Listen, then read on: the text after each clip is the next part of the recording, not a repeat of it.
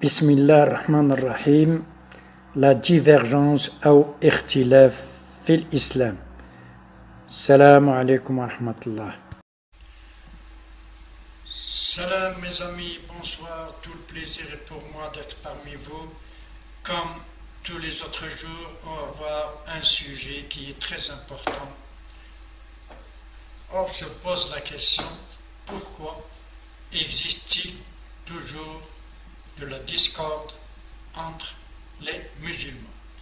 Pour un rien, il y a des accords. Surtout des choses qui ne sont pas validées par le prophète ou Dieu.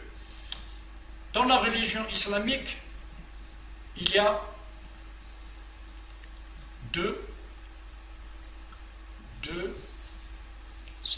concepts de loi. Allah et le prophète. Allah a envoyé Mohammed sallallahu alayhi wa sallam pour rédiger ou bien pour rédiger ou bien pour apprendre aux musulmans comment se comporter dans la vie envers Allah et envers son prophète et envers les musulmans. Alors nous, en tant que musulmans, Dieu nous a appelés les musulmans, c'est-à-dire musulmans, et qui veut dire musulman, c'est-à-dire paix, toutes les bonnes qualités d'une personne sont dans l'islam. Alors, pourquoi nous, en tant que musulmans, on est toujours en désaccord entre nous? Pour un rien. Et il y a ce qu'on appelle des groupes. Chacun a ses lois. Chaque groupe, ou une collectivité, ou une jama'a, comme on l'appelle, a ses propres lois. Par exemple, tu suis le cheikh X, tu as toute une règle à suivre pour être parmi ces gens de ce cheikh. Ou des cheikhs, ulama, comme on les appelle. Et tu as un autre groupe qui se prétend aussi, lui, avoir la vérité. On lui a donné un nom. Alors il a ses adeptes, ses condisciples qui le suivent en tout. Il y a un troisième, comme par exemple, on dit les sophies. Ils ont leurs propres règles, leurs propres, etc., etc.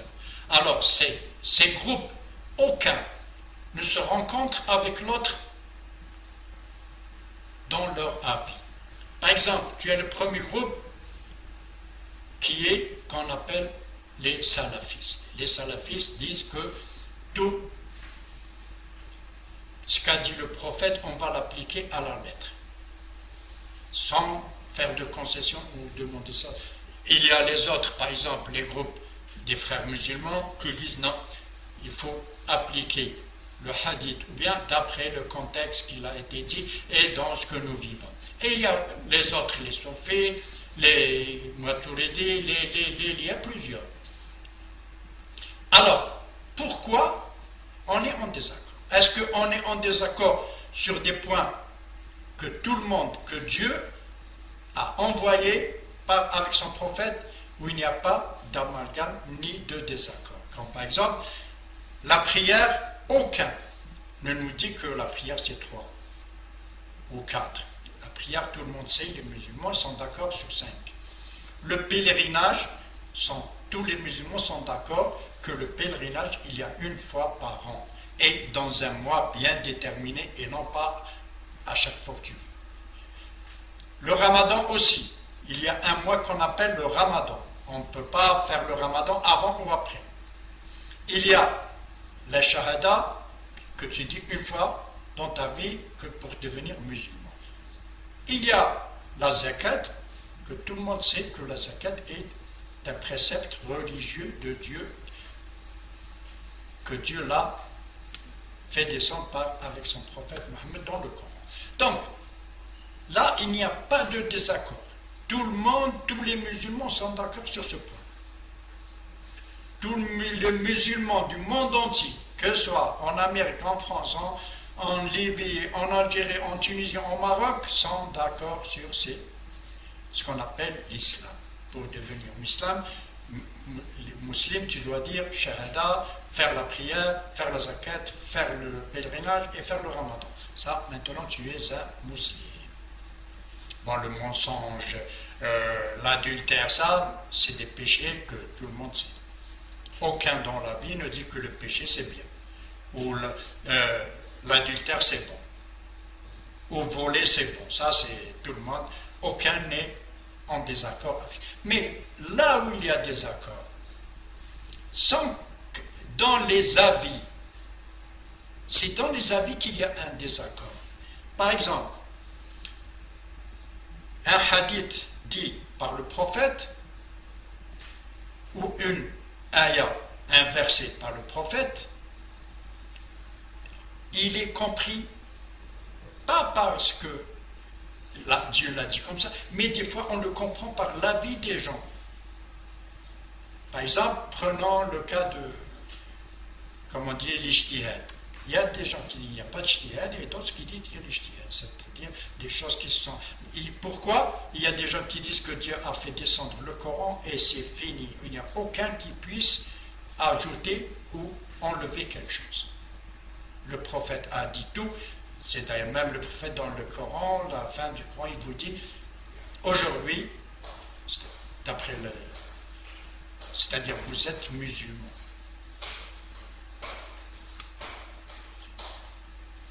Il n'y a pas, par exemple, d'autre religion que la religion de l'islam. L'islam, c'est la dernière religion que Dieu a fait descendre sur son prophète Mohammed. Alors, le désaccord qui existe, c'est dans les avis.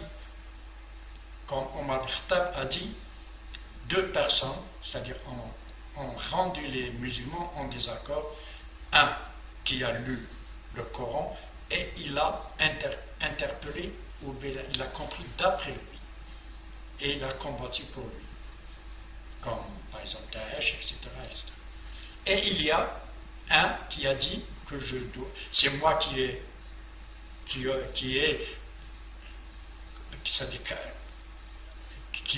peut être président à l'encontre de tout. Alors il a combattu pour lui. C'est ça ce qu'on voit maintenant. Les gens toujours disent que nous sommes pour c'est nous qui devons gouverner, les autres disent c'est nous qui devons. Et il y a une discorde et il y a même des guerres. Alors, où est le problème? Le problème n'est pas dans l'islam ou dans le Coran. Le problème est dans notre interprétation des textes. Le Coran est clair, c'est-à-dire des versets clairs, pas équivoques. Dans le Coran, tout est clair, le prophète a clarifié tout. Mais c'est les avis des gens, c'est-à-dire par leur expérience, par exemple, revenons à la période du prophète. Il y avait Omar, Ali, Abu Bakr, Uthman et les compagnons. Les compagnons, il n'y avait pas de divergence entre eux. Pourquoi? Parce qu'ils écoutaient le hadith ou le Coran directement du prophète. Et le prophète leur fait apprendre, leur fait interpeller le Coran ou le hadith directement. Il n'y avait pas d'intermédiaire. C'est-à-dire les compagnons comprennent le Coran exactement comme Dieu l'a voulu, parce que c'est dit par le prophète. Par le temps, les autres compagnons sont morts, après une autre période est là, et les gens commencent à diverger. Sur quoi? C'est pas sur le Coran, sur des hadiths. Par exemple, tu vois dans un hadith, il y a plusieurs interprétations, ou comme par exemple, mais avant, c'était directement du prophète. C'est pour ça qu'il n'y avait pas de problème, il n'y avait pas de discorde. Le hadith ou bien le Coran venait directement du prophète. Puisque ça est après, il y avait plusieurs, c'est-à-dire dynasties, plusieurs personnes, alors on est loin de la source. Et quand on s'éloigne de la source, l'eau devient impure. C'est comme ça. Alors, et il y a aussi d'autres malentendants, des gens qui ont le cœur de le mauvais cœur, ils vont interpréter d'après leur intérêt. Et il y a la politique aussi. Donc, ce qui fait, on s'est éloigné du vrai sens du hadith, ou bien du vrai sens du Coran. Sauf, mais je dis ça dans les avis, dans les grandes lois, par exemple comme le péché, c'est clair, aucun ne peut dire que le vin c'est admis, ou bien le vol c'est admis, ça il n'y a pas de divergence. On a dit les divergences ce sont dans les avis des personnes. Et les avis des personnes, chacun d'après sa compréhension, d'après sa degré de foi, ça dépend comment il a vécu cette période, etc., etc. Alors, on est venu à la période que l'on est maintenant. Alors, ces groupes-là, qui disent, chacun dit que je représente le vrai islam, mais ce croyant qui ne connaît pas ces choses-là, il est naturel. Il croit en Dieu comme quelqu'un qui n'est musulman. Il n'a pas de problème avec ça, parce qu'il ne rentre pas dans les détails, parce que lui, il est musulman, il fait la prière, il ne boit pas du vin, il ne ment pas, il ne vole pas, il fait le hajj s'il a de l'argent, il fait le zakat s'il a de l'argent, il fait le ramadan s'il peut. Donc, le problème existe entre les savants, entre eux. C'est ça parce que c'est leur compréhension, leur avis qui a fait la divergence. Si nous revenons au temps du prophète, il n'y avait pas de divergence parce que tout était clair, tout était limpide, il n'y avait pas de discorde comme maintenant. Et aussi, il y a le changement de vie. Par exemple, avant, il n'y avait pas l'Internet, il n'y avait pas, par exemple, quand on voulait voyager, il faut faire des années et des années pour arriver à une destination. Maintenant, 1 heure, 2 heures, tu seras dans un autre pays. Et c'est-à-dire, les gens se côtoient, comment dirais-je, les religions, par exemple, c'est pas les religions, il y a ces religions, les avis, etc., diffèrent. C'est pour ça qu'on a divergé, qu'on a eu ce désaccord. Mais est-ce que l'islam, vrai islam, a ces problèmes? Non. L'islam, c'est clair comme bonjour. Dieu ne te laisse pas une personne, c'est-à-dire régner sur toi pour imposer Dieu, il a fait tout clair. Il a envoyé son prophète pour nous faire comprendre tout avec clarté et pas de divergence. C'est les hommes qui ont divergé dans une situation politique, etc., etc. Et ils ont, après des groupes, chaque groupe dit que c'est moi qui ai la vérité, l'autre dit la hasard. Alors on a créé des zizanies entre les musulmans. C'est ça le problème. Donc, la discorde, ce n'est pas quelque chose de bien. On est différent dans les avis, pas de la religion, les avis de la vie. Par exemple, comment je vis, d'après mon expérience, d'après mes études, etc. Mais dans la religion, il n'y a pas de divergence. S'il y a des divergences dans la religion, c'est grave.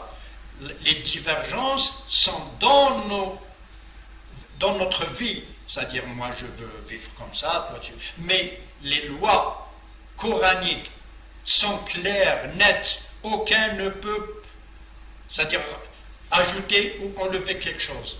C'est dans nos pensées de la vie, comment on vit, que d'après l'expérience, d'après notre étude, d'après.